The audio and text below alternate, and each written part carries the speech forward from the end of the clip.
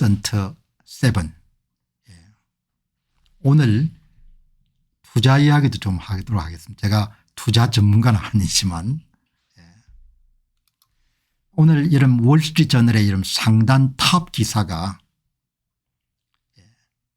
이 투자자들을 위한 그런 보도가 하나 나왔습니다. 미국에서 가장 성장성이 빠른 기술주 7개, 그걸 매그니피선트 7이라고 하지 않습니까? 기술주 7개의 미래가 앞으로 어떻게 될 것 같냐. 특히 이제 한국에서 미 정시에 투자하는 서학개미들은 1등이 테슬라, 2등이 엔비디아, 3등이 애플, 4등이 이 마이크로소프트, 그런 회사지 않습니까? 그러니까 굉장히 중요한 의미를 갖고 있는 거죠. 여기 보시면은 이제 월스트리트 저널이 이렇게 나오는 겁니다. 상단의 기사가. 여러분 이 주식들은 엄청나게 많이 빠졌습니다. 그래서 요즘에 미 정시에 투자하시는 분들은 상당히 마음고생이 심할 겁니다. 미국의 가장 성장성이 빠르지만 또 변동성이 이런 큰 테슬라가 가장 많이 빠졌습니다. 테슬라, 엔비디아, 애플, 알파벳, 아마존, 마이크로소프트, 메타. 독점력이 강하고 수익성이나 매출의 성장성이 굉장히 빠른 그런, 여기 보시게 되면은 미국의 대형 우량 500개 기업 가운데 7개 기업이 차지하는 비중이 여러분들 거의 이제 30%까지 떨어진 거죠. 최고치는 36%까지 올랐습니다. 비중이. 그런데 이 보면은 2025년에는 이게 이제 좀 짙은 색이 매그니피선트 7개 회사의 수익 예상치가 현저하게 줄어드는 겁니다. 그래서 여러분들 자연적으로 시장을 지금 지배하고 있는 7가지에 대한 평가, 투자자들을 걱정하고 있습니다. 시장 가치를 크게 잃어버렸습니다. 그래서 이제 사람들이 걱정한다는데 뭐 전들 미래일이기 때문에 확실히 알 수가 없죠. 그런데 한번 여러분들 살펴보다 7개 기업은 계속 선전할 것인가. 여기 이제 이런 기업들이 지난 2023년 2024년도에는 상당히 성과가 좋았는데 올해 들어가 성과가 굉장히 많이 올해 들어서는 15% 정도 여러분들 떨어진 겁니다. 15%면 크죠. 15% 정도 떨어졌으니까 뭐 이제 이런 정시에 관여하는 애널리스트나 전문가들이 좀 걱정을 하게 되는 거죠. 그래서 이제 올해 실적이 또 많이 떨어질 거로 보네요. 앞으로 매그니피선트 7의 전망은 새롭게 살펴볼 수 있을 것입니다. 엔비디아의 분기 실적이 5월 말에 나오는데 그런데 어떻든 간에 뭐 그렇게 상황이 그렇게 여의치 않다는 거죠. 그런 내용이 지금 이렇게 기술주 중심의 나스닥 종합지수는 최근 고점 대비해서 20% 정도 하락한 약세장이 있고 올해 들어서만 10% 정도 하락했기 때문에 굉장히 이제 사람들이 걱정을 많이 한다, 그런 내용이 있는 겁니다.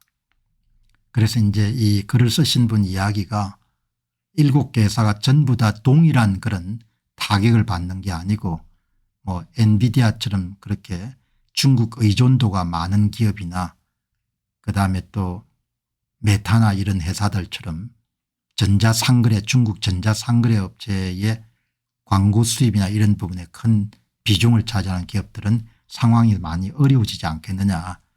최근의 혼란은 각 회사가 직면한 고유한 문제에 대한 월스트리트의 집중도를 더욱 날카롭게 만들고 특히 이제 엔비디아처럼 중국의 수출 규제에 민감한 회사들, 이런 회사들은 이제 앞으로 많은 어려움에 처할 것 같습니다. 엔비디아는 향후 12개월 동안 예상되는 수익의 가격이 23배에 거래되고 있는데 이거는 올해 초에 31배에 비해서 크게 떨어진 거죠. 크게 떨어졌다는 이야기는 사기에 좋은 시기라는 겁니다. 좋은 기업의 주식이 싸진 거죠. 메타는 1월에 23배에서 21배에 거래되고 있었는데 그다음에 S&P 500 지수는 20배 정도 대개 한 20배 정도가 기본일 겁니다. 그런데 이제 20배보다 훨씬 더 높다는 이야기는 비싸게 가격이 형성된다는 이야기죠. 자, 여러분들 그런데 이런 뭐 주절주절한 이야기를 다 하고 마지막에 이러면 딱 이게 핵심 포인트입니다. 그러면 이 양반이 뭐라고 이야기하냐. 제가 갖고 있는 생각하고 비슷하기 때문에 마지막 결론을 소개하는데 그래서 그러면 다른 데 어디 투자할 거냐 이렇게 묻습니다. 여기 기자가 여러분들 결론은 뭔고 하니까 그럼에도 불구하고 이 회사들처럼 수익 창출 능력이나 시장의 지배력을 갖고 있는 그런 회사가 있겠냐 이게 결론인 겁니다. 그럼에도 불구하고 경쟁 우위와 여전히 미국의 재정 우위가 결국 투자자들을 다시 미국 시장으로 끌어들일 것이고 아무도 채권을 소유하고 싶어 하지 않는다. 10년 전 평균 수익률이 대개 채권은 4% 정도 되니까 S&P 500은 대개 한 8% 정도 되지 않습니까? 그럼 미국 주식을 갖지 않으면 금을 사든지 유럽 주식을 사든지 신흥시장 주식을 사는 건데 그게 좋은 대체제냐. 기자의 이야기는 그럼에도 불구하고 미국 시장만한 것이 없고 미국 시장 가운데서 기술주 7개만한 회사가 별로 없는 것 같다. 그게 결론인 겁니다. 결론은 여러분들 다르게 보면은 대체제가 별로 없다는 거죠. 대체제가 별로 없다는 겁니다. 그게 여러분들 이제 결론. 그럼 미래가 어떻게 될까? 그래서 닥터 AI한테 물어봤습니다. 매그니피선트 7에 대해서 뭐 이런저런 좀 불안하게 보는 사람들 있는데 당신 생각이 뭐냐. 그러니까 당연히 여러분들 긍정론은 이렇고 부정적인 이야기를 이런 거죠. 2025년 들어서 회의적인 시각이 가끔 나오는데 긍정적 시각은 이 회사들이 돈을 많이 버니까 재무 건전성이 뛰어나고 거의 독점력을 갖고 있고 그리고 지속적으로 성장하는 그런 회사들이다. 이렇게 보는 반면에 그러나 이제 성장이 좀 둔화될 수 있는 우려도 있고 AI 분야의 과대 투자에 대한 우려도 있고 그다음에 이제 트럼프 행정부의 관세 정책도 문제가 있을 수가 있고 뭐 이런 이야기를 하는 겁니다. 근데 결론은 이제 본인이 내려야겠죠. 본인이 내려야 되는데 그럼에도 불구하고 성장에 대해서 굉장히 많은 그런 비중을 두는 사람 같으면은 미국의 기술주 7개를 대체할 수 있는 게 뭐가 있겠냐. 앵게디 해나님 말씀처럼 큰 것만 살아남습니다. 큰 거. 시장 지배력이 뛰어난 거. 독점력이 있는 거. 이런 것만 살아남겠죠. 그지? 그래서 이제 여러분들이 판단을 내리는데 제가 그냥 뭐 이런저런 하더라도 노르웨이 국부펀드만큼 고민을 많이 하는 데가 없을 겁니다. 그죠? 노르웨이 국부펀드. 노르웨이가 심해서 여러분들 찾아낸 유정을 통해 가지고 얼마나 여러분 사람들이 반듯합니까? 한 세대가 다 닦아 쓰고 가는 게 아니고 4% 정도만 여러분들 인출해가 사용하고 미래 세대를 위해서 다 돈을 굴리지 않습니까? 노르웨이 국부펀드. 노르웨이 국부펀드에서 여러분들 전 세계 한 3,000개 기업을 투자하는데 그중에 가장 많이 투자하는 이게 여러분들 2023년도 랭킹입니다.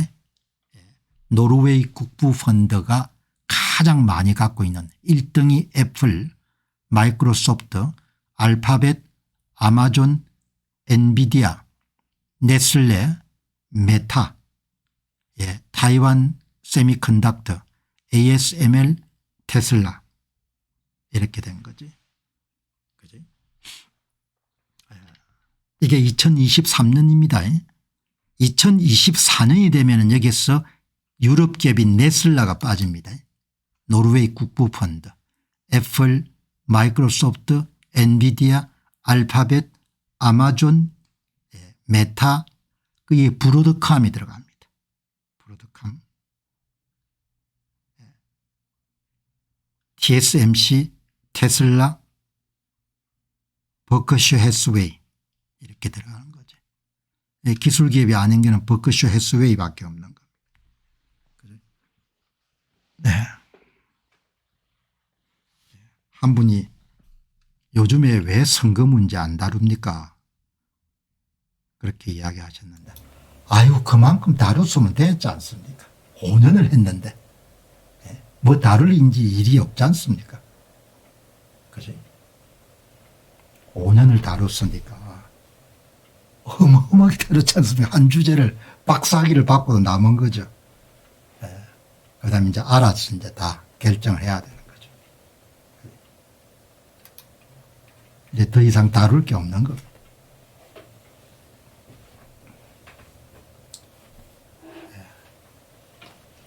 자, 성실하게 다뤘지 않습니까? 그리고 뭐 밝힐 걸 다 밝혔고, 그 다음 뭐 대한민국 사람들이 결정하는 건데 뭐 그걸 어떻게 하겠어요? 그지?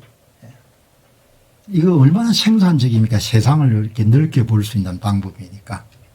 자, 가치관이 이런 반듯하게 써야 되는데, 이게 이제 흔들리니까, 이게 참 이제, 여러 가지 참 어려움이 발생하는 거죠.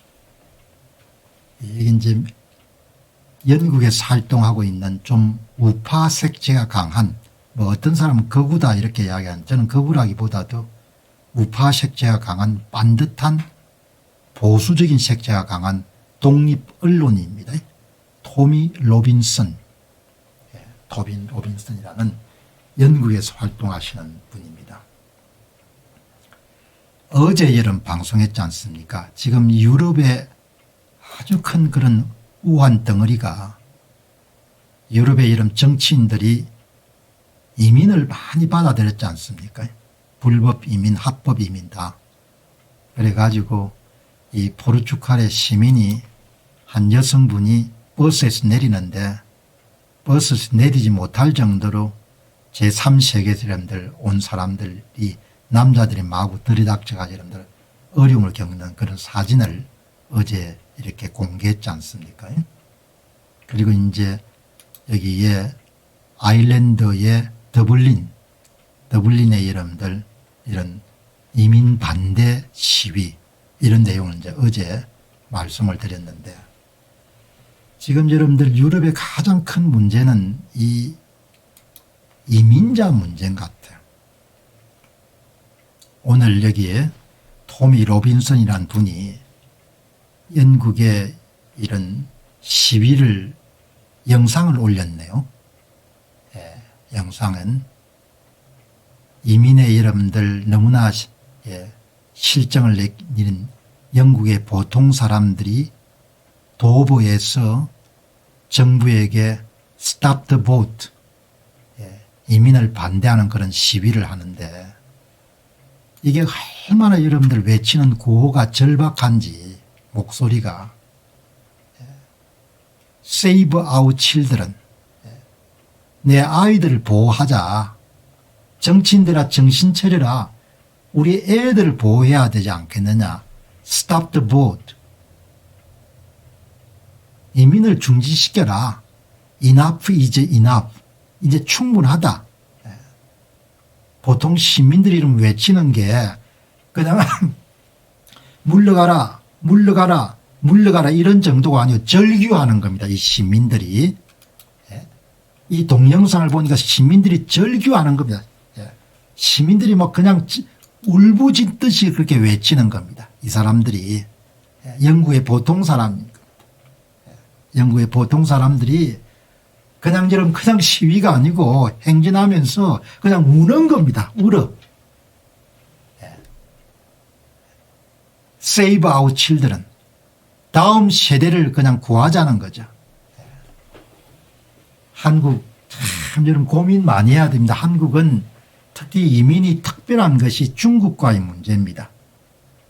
한족이 여러분들 한반도에 유입되기 시작하게 되면 걷잡을 수가 없는 겁니다. 너무나 제가 여러분들 가슴에 와닿을 정도로 그냥 울부짖는 겁니다. 여기 사람들이. 영국의 도버 시에서 이렇게 무분별한 이민자 그냥 울분을 토로하는 겁니다.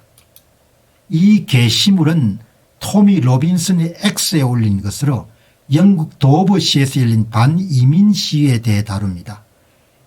영국 국민이 자녀의 미래를 위해서 이주 침공에 반대하고 마이그레이션 인베이전 정부의 보트를 멈추라고 촉구합니다. Stop the boat. 사진과 영상에는 시위대가 Save our children, Stop the boat라는 문구가 적힌 깃발과 현수막을 듣고 행진하는 모습이 담겨 있습니다. 불법 이민 특히 배를 타고 영국으로 들어오는 이주민을 막아야 된다는 주장을 나타냅니다. 그런데 여기에 여러분들 담지 못한 것이 동영상을 보게 되면 절규하는 겁니다. 절규. 피를 토하는 심정으로 여러분들 외치는 겁니다. Save the children. 그래서 이제 극우 정당이 계속 정당하는 겁니다. 도저히 기성 정당들이 국민들의 의견을 수렴을 못하니까 제가 참 마음이 아팠습니다. 그 다음 여러분 또 영국 유럽에서는 또 뭔가 이게 또 성정체성 문제 뭐 레스비안이라는 게이 문제가 또 굉장히 큰 문제인 겁니다. 이게 문제가 얼마 전에 영국의 대부분의 스코틀랜드 정부하고 여성단체와 여러분들 소송했던 것 중에서 성에는 두 개의 성, 남성과 여성이 있을 뿐이다. 그런 판결을 했지 않습니까? 그 내용하고 관련해 가지고 이게 제임스 합이라는 사람이 올린 것을 토미 로빈슨 씨가 이런 포스팅을 다시 한 겁니다. 뭐 이 여름 시위의 목표는 여성단체를 중심으로 해 가지고 화장실에 성전환한 여성들이 못 들어오게 해달라.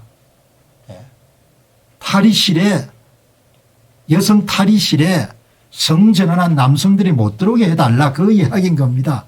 제 생각에는 너무나 당연한 건데 이런 문제를 가지고 이러면 세상이 이름들 그렇게 세상의 가치관이 너무나 혼란한 겁니다. 여기 보시게 되면은 이 게시물은 토미 로빈슨이 X에 올린 것으로 최근 노리치에서 열린 트랜스걸리에 반대하는 시위에 대해 언급하고 있습니다. 이 시위에서 Student Against Tyranny라는 단체가 5월 10일에 추가적인 반대 시위를 발표했다고 전하면서 분리된 이게 체인징 룸 이게 번역을 좀 잘못한 것 같은데 분리된 변화의 방이 아니고 탈의실을 분리해 달라는 겁니다. 성전환한 남자들이 여성 탈의실에 들어올 수 없도록 해달라는 겁니다. 트랜스젠더 정책 특히 공공시설의 성별에 따른 공간 분리 문제의 심각성을 드러낸 겁니다. 그래서 내가 여러분들 이게 좀 이상해가 여러분 추가적인 질문을 던졌더만은 성별에 따라 화장실이나 탈의실 같은 공간을 엄격히 남성과 여성으로 분리하자는 주장입니다. 그 여성단체는 남자들이 들어가는 탈의실하고 화장실하고 여자들이 들어가는 탈의실하고 화장실을 전통적인 것처럼 분리해 달라는 겁니다. 그냥 그거를 합치면 안 된다는 거죠. 얼마나 여러분들 제가 참 황당한지. 트랜스젠더 여성 생물학적으로 남성으로 태어난 여성으로 성전환한 사람은 여성 화장실이나 여성 탈의실에 들어갈 수 없다. 그거를 여러분들 해달라 이렇게 요구하는 겁니다. 종종 공공시설의 성별 정체성보다는 생물학적 성별을 기준으로 공간을 구분해야 된다고 주장하는 겁니다. 토미 로빈슨이라는 사람은 이런 사람을 거구라고 이야기하는 겁니다. 그러니까 내 같은 사람이 거구가 되는 겁니다. 남자 탈의실이 있고 여자 탈의실이 있어야 된다고 여러분들 이야기하는 사람을 보고 거구라고 이야기하는 겁니다. 세상이 진짜 말세입니다. 말세. 한국도 지금 이 문제가 심각하지 않습니까? 며칠 전에 여러분들 이 젊은 친구가 남자 아이돌 이름이 누군가 하면 송병희, 남자 아이돌 최초의 커밍아웃, 이 홍석천 씨가 여러분들 무슨 응원 메시지를, 이번에 윤여정 씨 발언도 마찬가지고, 이 보통 문제가 아닌 거죠. 용기에 박수를 보낸다. K-팝 남자 아이돌 첫 커밍아웃의 동료들 응원하다. 자랑스럽다. 뭐가 그렇게 자랑스럽습니까? 아이돌 최초 커밍아웃의 선배 게이 홍석천 25년 전 뭐 이런 이야기 하는 겁니다.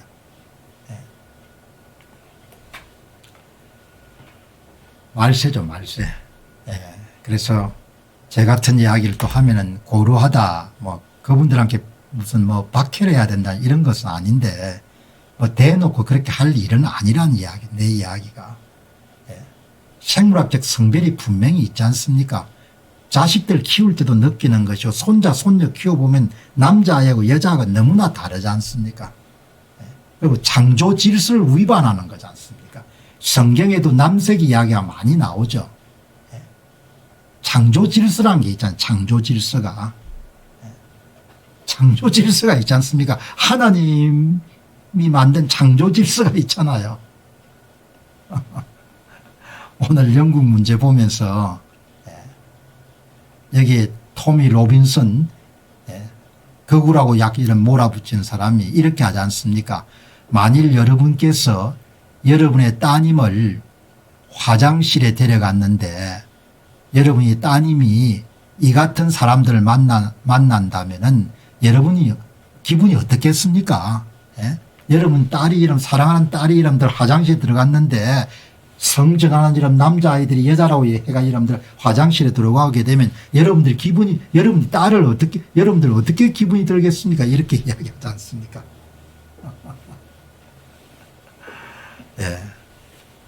생물학적 성별은 참 중요한 거죠. 아무튼 간에 이 이민자 문제나 성정체성 문제.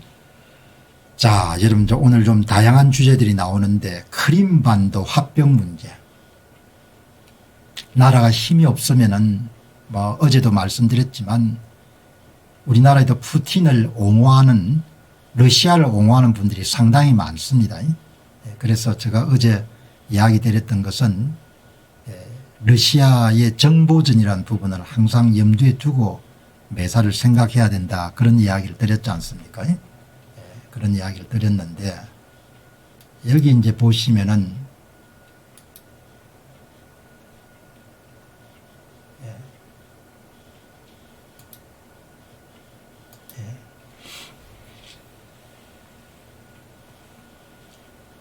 여기 이제 보시면은 이게 오늘 월트저널의 이름들 우크라이나의 크림반도, 지금 미국의 휴전안이 2014년도에 러시아가 여러분들 빼앗은 우크라이나의 영토인 크림반도를 러시아에 그냥 활용하는 것으로 그렇게 여러분들 돌아가고 있지 않습니까? 이게 보시면은 그냥 시야를 좀 넓힌다는 의미에서 여기가 흑해입니다. 흑해. 굉장히 전략적으로 중요한 지역입니다. 여기가 크림반도가. 이게 이제 지금 동부 지역 이 지역을 실질적으로 러시아가 지금 점령 상태에 있고, 러시아가 이 다리를 건설해 가지고 이걸 자기 영토로 만들었지 않습니까? 크림반도를. 크림반도에 여러분 좀 넓게 보게 되면은 이게 흑해고, 이게 흑해, 그리고 여기는 이제 터키 땅이잖아요. 이스탄불, 이 보스포루스 해협이지 않습니까? 이게 에게해고, 그지? 이게 아데네고, 그지? 이게 군사적으로 굉장히 중요한 요충지입니다. 크림반도는 역사적으로 러시아 제국과 소련 시절부터 중요한 군사기지였는데 1954년 소련 내에서 크림반도가 우크라이나로 이관되었지만 러시아는 이 영토를 문화적 전략적으로 자신의 영토로 인식해왔고 흑해는 러시아가 지중해로 나가는 중요한 경로이기 때문에 흑해에서 보스포러스 해협을 통해 지중해로 진출할 수 있고 러시아의 해군 작전과 무역의 필수적인 통로다. 원래 여러분들 이거를 강제로 이렇게 빼앗기 전에는 임대료를 내고 사용을 해왔더구먼요. 우크라이나 정부에 임대료를 일정 부분 내고 러시아가 사용을 해왔던 겁니다. 그런데 우크라이나가 이제 친서방 정책이 계속되니까 그게 이제 불안감을 느껴가지고 그냥 합병을 해버린 거죠. 그냥 빼앗아 버린 겁니다.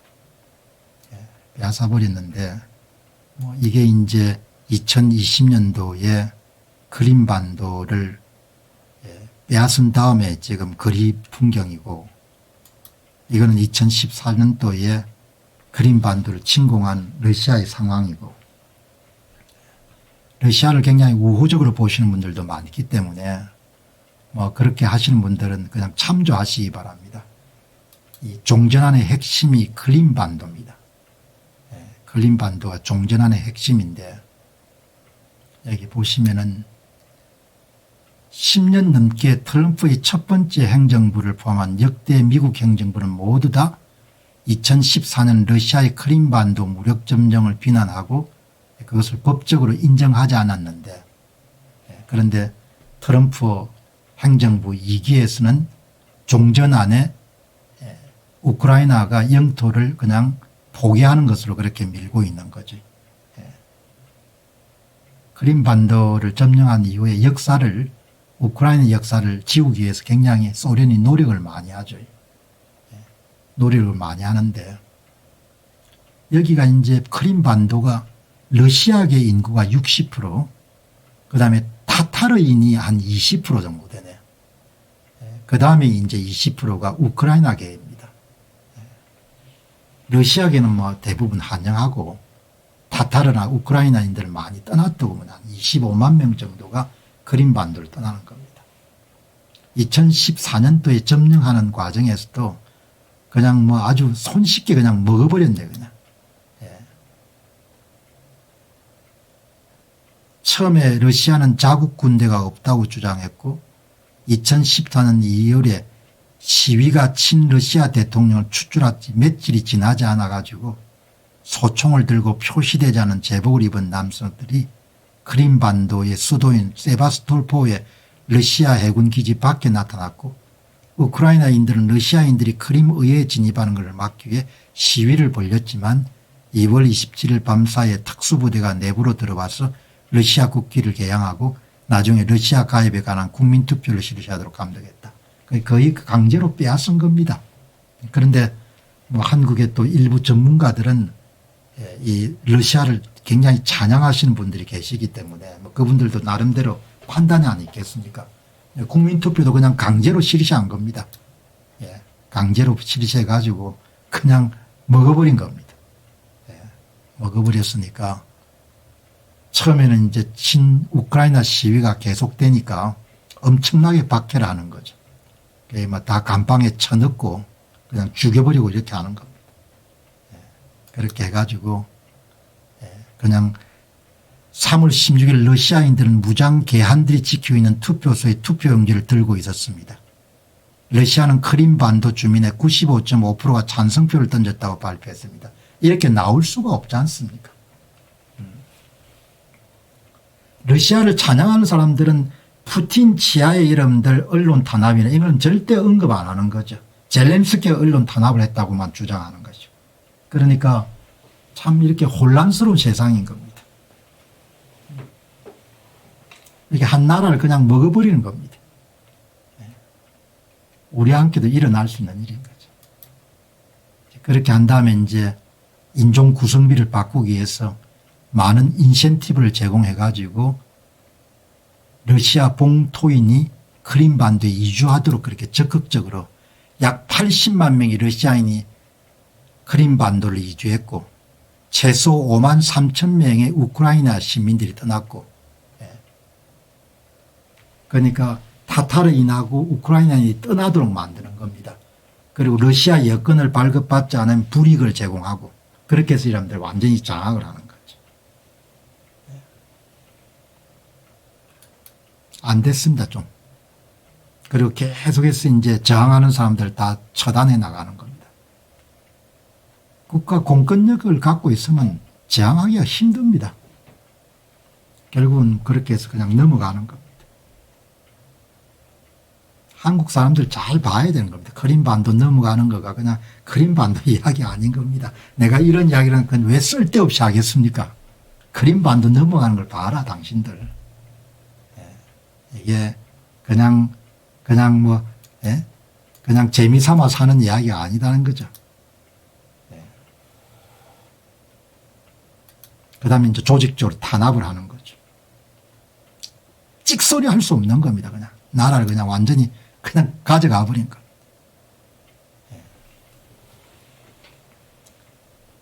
러시아는 친우크라이나 정서에 대해 더 잔인하게 단속하기 시작했습니다. 2022년 이후에 8년 전보다 2배나 많이 재산을 압류했습니다. 꼼짝할 수가 없는 거죠. 그냥 줄이를 트니까. 전체주의가 여러분들 어떻게 나라를 말아먹는지가 나오는 겁니다.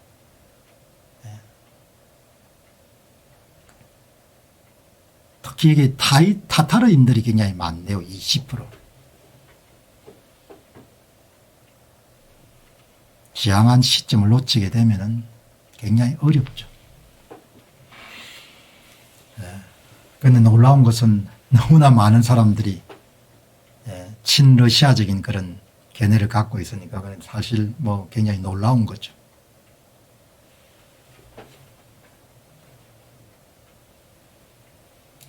자, 여러분 이제 오늘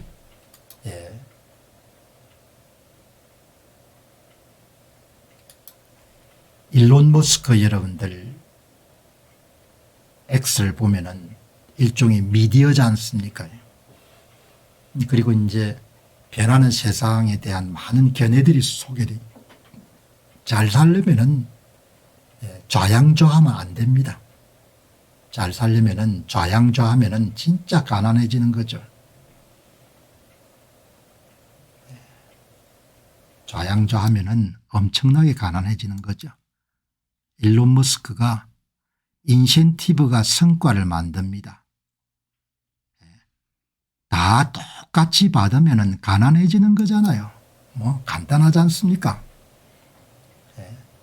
일론 머스크가 여러분들 시카고에서 학생들 여러분들 교육질을 올리기 위해서 봉급을 다 올렸습니다. 70% 정도 올려가지고 교사들이 한 10만 불 정도 받게끔 만들었는데 시카고의 여러분들 흑인들 가운데 11%만 글을 제대로 읽을 수 있는 겁니다. 교육 성과 바닥을 친 겁니다. 인센티브가 없으면은 결과가 나아질 수가 없는 겁니다. 성공적인 교사들은 더 많이 받아야 되고 그렇지 않은 교사들은 그냥 해고돼야 됩니다. 가장 간단한 여러분들 자본주의 원리를 설파하는 거죠. 한국이 잘 살려면 인센티브가 작동되는 사회로 가든지 아니면 가라앉는 거죠. 그러니까 일론 머스크의 이런 주장은 사업을 해보면서 본인이 강하게 느끼는 인간 본성에 대한 그런 시카고 교사들은 더 높은 급여가 학생들의 성공을 보장해 줄 것이라 주장했습니다. 시카고시는 학생 1인당 지출을 70% 이상 인상하고 평균 교사 봉급을 10만 달러까지 옮겼습니다. 그런데 오늘날 시카고의 흑인 학생 가운데 11%만이 읽는 일에 능숙합니다. 인센티브가 변경되지 않으면 결과는 개선되지 않습니다. 일론 머스크가 성공한 기업인으로서 이야기하는 것은 인간 본성을 정확하게 이해하기 때문에 이런 결론이 나오는 겁니다. 흥하는 길도 간단하고 망하는 길도 간단한 겁니다. 뭐 그렇게 복잡하거나 어려운 게 아닌 거죠. 일론 머스크 여러분들 보시기 바랍니다. 법 앞에 평등해야 됩니다. 불법 체류자를 도운 판사를 구속하는 겁니다. 대한민국 판사들은 지 마음대로 여러분들 그냥 판결하지 않습니까? 국민들 돼지 개로 보는 겁니다. 완전히. 국민들이 이런 국어도 해석할 수 없는 것으로. 보시죠. 판사들이 법을 어길 때 누가 신뢰해야 됩니까? 위스콘신의 한나 듀건 판사와 뉴멕시코의 조엘 카노 판사 같은 판사들이 불법 이민자를 돕거나 숨겨둔 혐의를 최근 체포된 사건은 심각한 공공신뢰 침해를 강조하고 있습니다. 그래도 미국은 FBI가 있으니까 구속이라도 하지 않습니까? 공정하게 법을 준수해야 하는 판사들이 범죄를 저지를 때 시민이 그렇게 하는 것보다 훨씬 더 나쁩니다. 듀건 판사는 이민자가 세관 국경 감시회를 회피하도록 도와서 연방요원을 방해한 혐의를 받고 있고, 카노 판사와 그의 아내는 트렌데 아라과 갱단원을 숨겨둔 것으로 알려졌습니다. 여기도 뭐 판사 문제가 많은 거죠. 일론 머스크 이런 이야기는 참 주목할 만한 내용이 많습니다. F-35기처럼 돈 억수로 들어가 만들면 뭐하나요. 조종사가 있는 비행기는 드론 떼이기에서 바로 객추될 수밖에 없는 시대로 간다. 장군들은 절대 생각할 수 없는 이야기인 거죠. 조종사가 모는 비행기는 그냥 아주 값싼 드론 떼에 그냥 공격당할 수밖에 없다. 이렇게 새로운 생각을 장군들은 할 수가 없겠죠. 로라 루머란 분이 록히드 마틴이 엄청난 돈을 들여가 여러분들 F-35를 개발하지만 그게 수십억 달러를 투입하는데 그게 뭐 제대로 어떻게 작동되겠느냐 이런 이야기를 하는 겁니다. 소용이 없다는 겁니다. 사업을 하는 사람들은 성과에 대해 책임을 지기 때문에 모든 사업가에 해당하는 이야기는 아니지만 시대 변화를 못 읽으면 망하지 않습니까? 망하는 것만큼 두려운 게 없으니까. 일론 머스크가 2023년도 3월 달에 후발주자로 XAI라는 이런데 AI 스타트업을 키워가지고 글록 모델을 출시하게 됐는데, 이번에 이런 글록 3를 보면 사진이나 동영상을 올리게 되면은 거기에 대해서 여러분들 해답을 주지 않습니까? 여러분들도 한번 활용을 해 보시기 바랍니다. 한 사람이 루이스 바타하라는 사람이 글록에게 두 가지 이미지를 준 겁니다. 하나는 사막에 있는 이미지를 주고 하나는 화성의 이미지를 준 겁니다. 그리고 물어본 겁니다. 글록씨 당신이 이 두 개를 추측할 수 있습니까? 이렇게 답을 주지 않습니까? 일론 머스크가 뭐라고 합니까? 여러분께서는 글록에게 어떤 이미지를 업로드 시키고 분석을 요구할 수가 있습니다. 여러분 제가 이 방송을 하면서 굉장히 제가 방송 준비하는 것 자체가 이런 고된 일이지만 또 즐거워야 되지 않습니까? 내가 방송을 여러분들 준비하면서 이렇게 즐거워야 되는 거죠. 선거방송을 할 때는 선거방송을 즐겁게 했습니다. 왜? 그게 내가 마땅히 해야 되는 일이라고 봤기 때문에. 그러나 이제 그게 이미 이제 내가 흥미를 잃어버린 겁니다. 지금 이렇게 방송을 하면서 여러분들 보시면은 새로운 지식과 정보를 계속 접해가 여러분에게 소개하지 않습니까? 일론 머스크의 이 이야기를 듣고 제가 즉시 실천을 해보는 겁니다. 여러분께서 글록에게다가 이게 업로드 이미지를 시키게 되면은 그대로 여러분들 이미지를 주는 겁니다. 해보시면 놀라울 겁니다. 여러분 이 보시기 바랍니다. 홀 마스카달로라는 분이 샌프란시스코 여러분들 배경으로 해가지고 이런 여러분들 이미지를 올린 겁니다. 이런 이미지를. 이걸 가지고 여러분들 일론 머스크의 글록에게 업로드를 시켜가지고 이게 무슨 영상을 뜻하냐 이렇게 물어본 겁니다. 이렇게 나오지 않습니까? 일론 머스크가 앞으로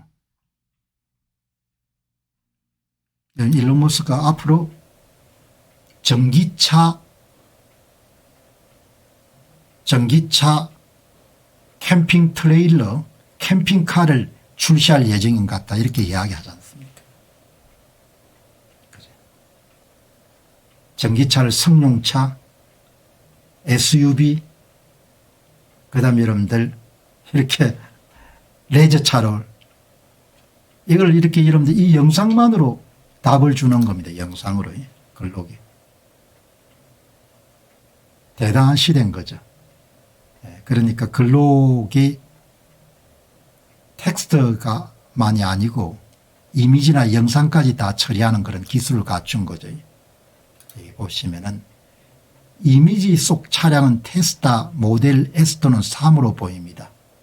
뒤에 연결된 트레일러는 테슬라의 전기차와 조화를 이루고 있습니다.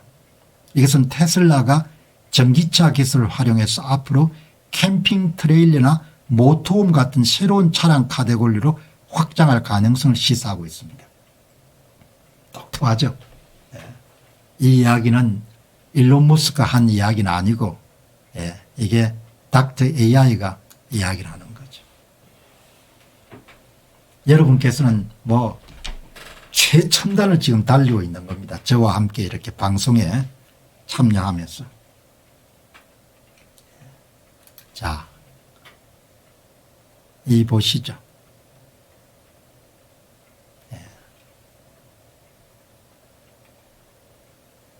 여기 보시면은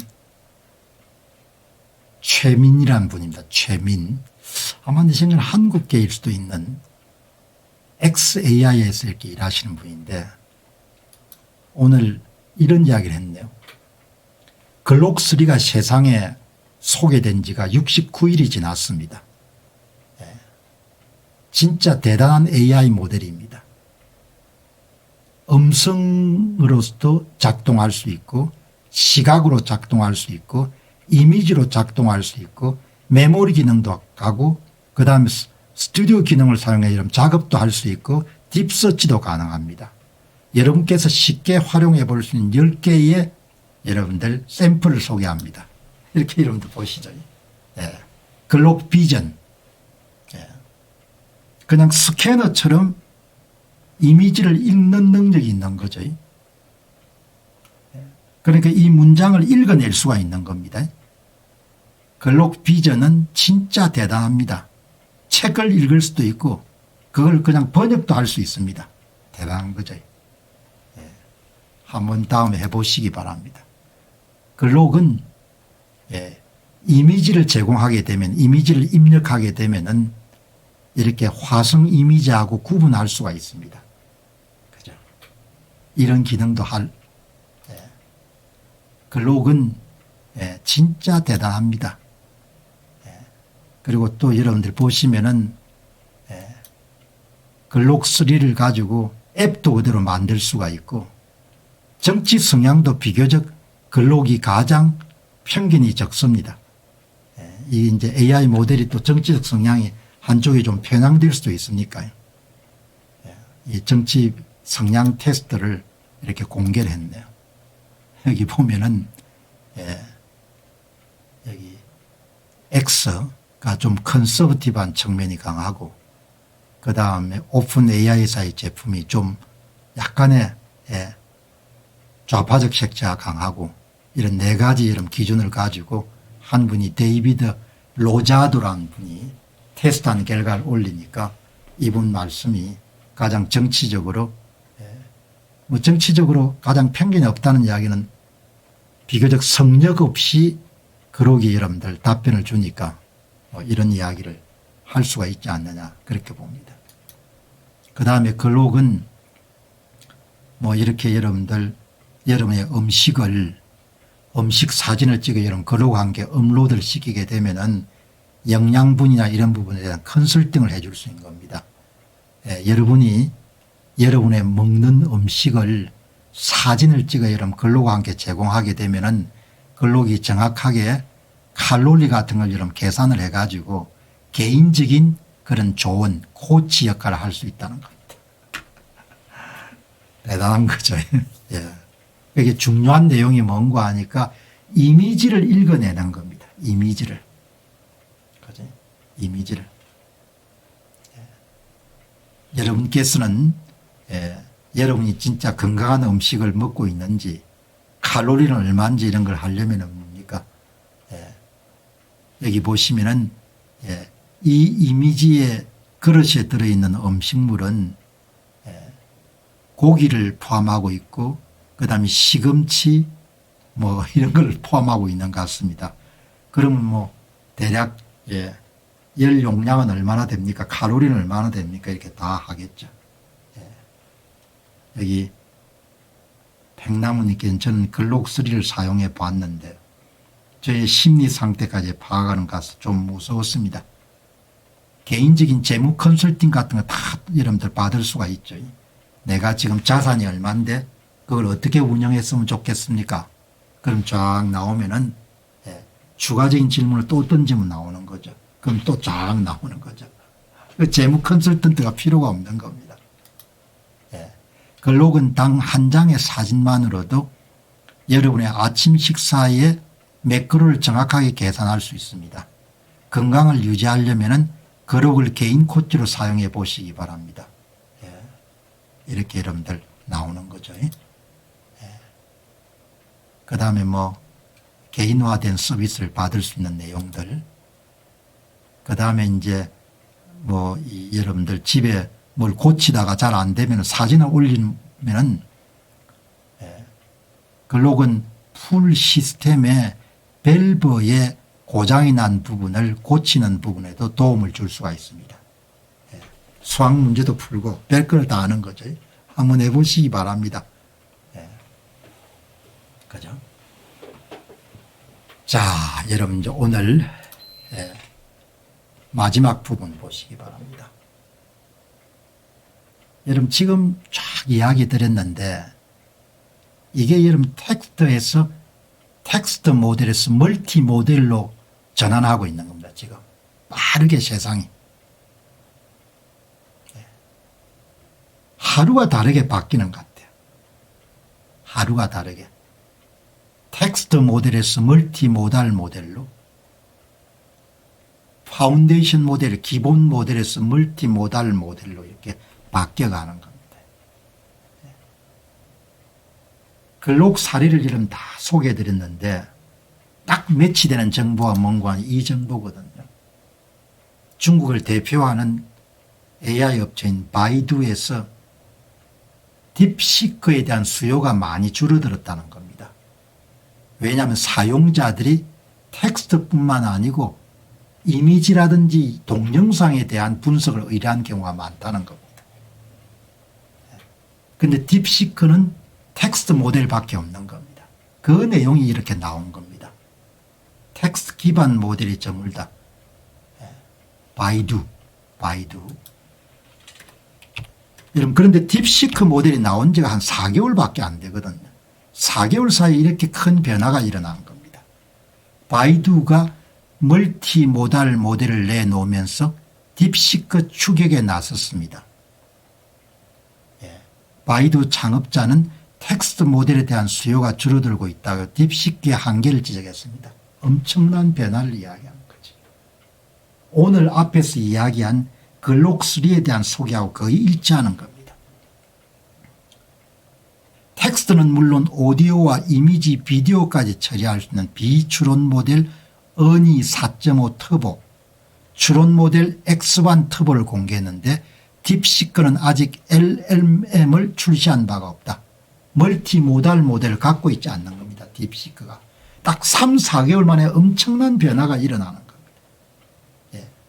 바이두의 창업자는 멀티모달 기능은 앞으로 기초 모델, 텍스트 모델, 파운데이션 모델의 표준이 될 것입니다. 텍스트 기반 모델의 시장은 축소되는 반면에 LLM 시장은 계속 성장할 것입니다. 굉장히 정확한 지적을 한 거죠. 그러니까 제가 여러분 AI 전문가는 아니지만 이 변화를 계속 있으면 따라가고 있는 겁니다. 그러니까 여러분들 최적의 정보를 제공받을 수 있는 겁니다.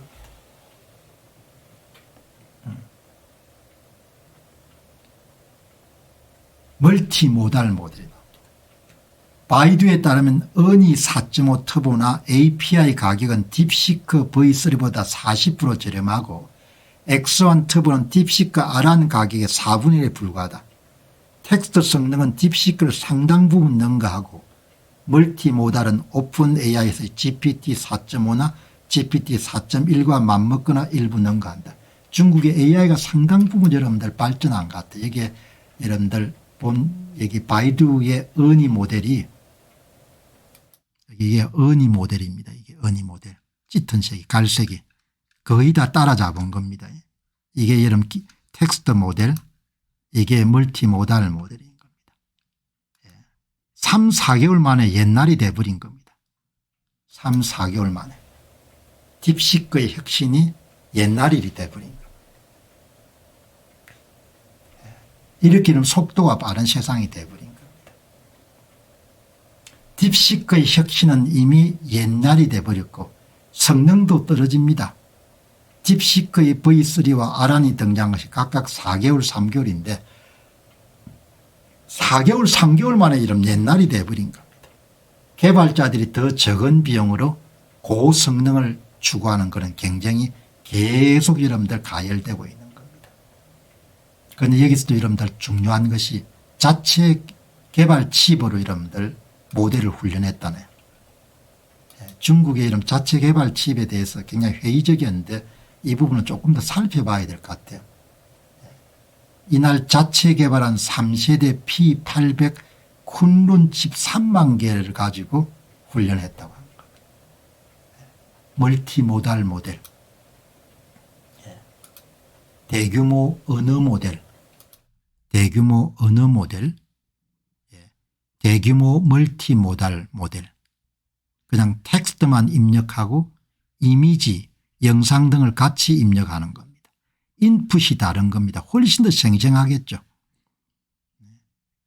GPT-4V, 제미나이 1.5, 클라우드3 오프스 이런 모델이 멀티모달 모델인 거죠. 천재들이 진짜 여러분들 대단하게 바뀌는 겁니다. 텍스트 기반 모델에서 멀티모달 모델로 빠르게 전환되고 있는 겁니다.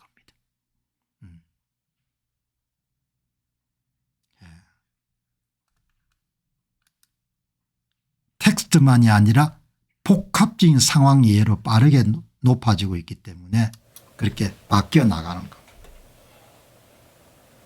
그죠? GPT-4가 GPT-4V, 제미나이 1이 제미나이 1.5 이렇게 멀티모달 모델이 미래의 메인스트림으로 빠르게 넘어가고 있다. 그래서 이제 이런 방송 준비하면서 계속 새 트렌드 이런 부분을 보고 실험해보고 여러분들 오늘 이야기한 이 부분들이 글록3에 대해서 오늘 이미지 이런 분석에 대한 이야기한 거하고 다 일치하는 겁니다. 어마어마한 시대입니다. 3, 4개월 전에 나왔던 이런 딥시크가 완전히 올드 패션이 돼버린 겁니다. 자, 여러분 오늘 방송 마무리하고 또 내일 여러분들 새 주제 준비해 가지고 여러분 찾아뵙도록 그렇게 하겠습니다. 좋은 하루 되시고 또 한 주 되시길 바랍니다. 고맙습니다.